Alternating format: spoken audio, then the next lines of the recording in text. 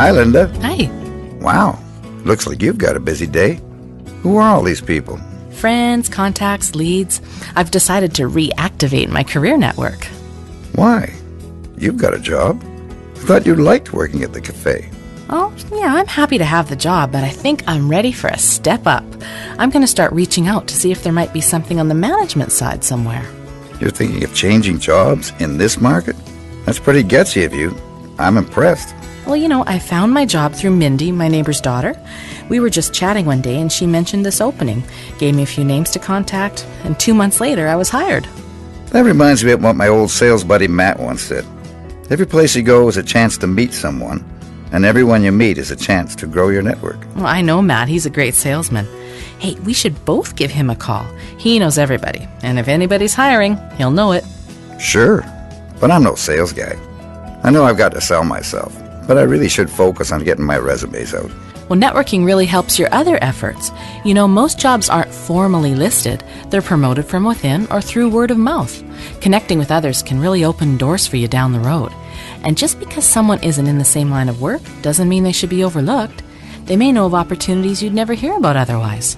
Maybe I should take another look at networking. But something tells me you're not talking about my bowling night with the guys. Actually, I am. Those guys, their families and friends, your family and friends. See what I mean? Yeah, but how do I turn them into a network? Well, my friend Stacy suggested making 2 lists, a professional list and a personal list. In the first, you list the names of everyone from your work world. So whether you know them or not, your former colleagues, acquaintances from professional groups, business associates of family and friends, even people you read about in the news. That's a lot of names. What about the second list, the personal one? Well, in that one, list everyone else you know.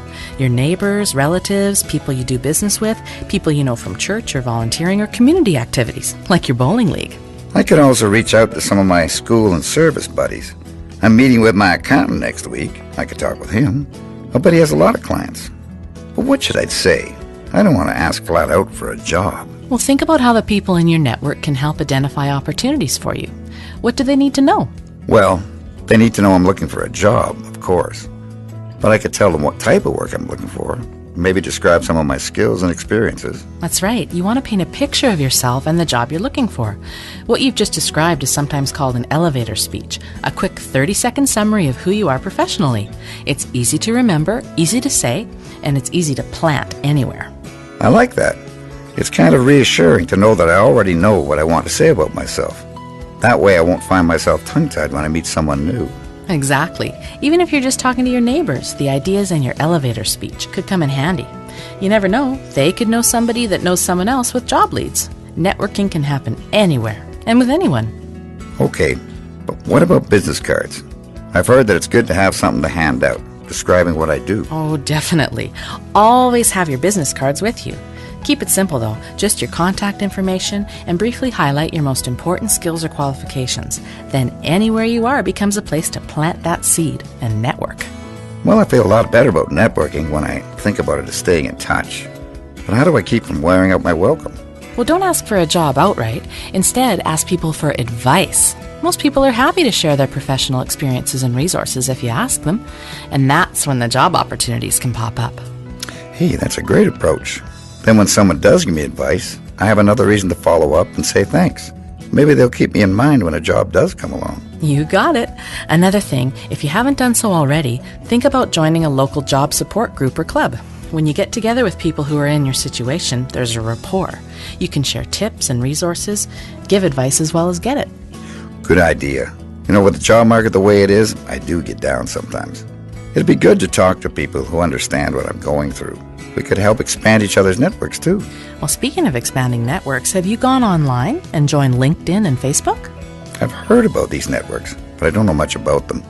Should I join? Well, I did, and I found them to be a great way to expand my professional and personal contacts. Facebook helps me stay in touch with friends and reconnect with old ones, and I use LinkedIn to keep a foot in the professional world. I can show you my LinkedIn profile if you have a minute. I sure do. See? I joined LinkedIn by setting up a user account. It was easy and free. Wow. It looks like you have a lot of contacts. Well, it's taken some time to grow my network, but now I use it about every other day to connect with new people who share similar professional interests. I've found training resources as well as tips for negotiating a salary raise and other advice. I'll join too. It looks like a terrific resource, and it's cheaper than buying somebody lunch.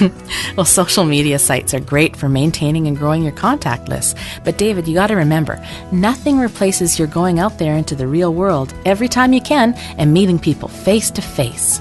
Speaking of which, I've got some networking to do. Me too. I've got a bunch of people to tell about me and you.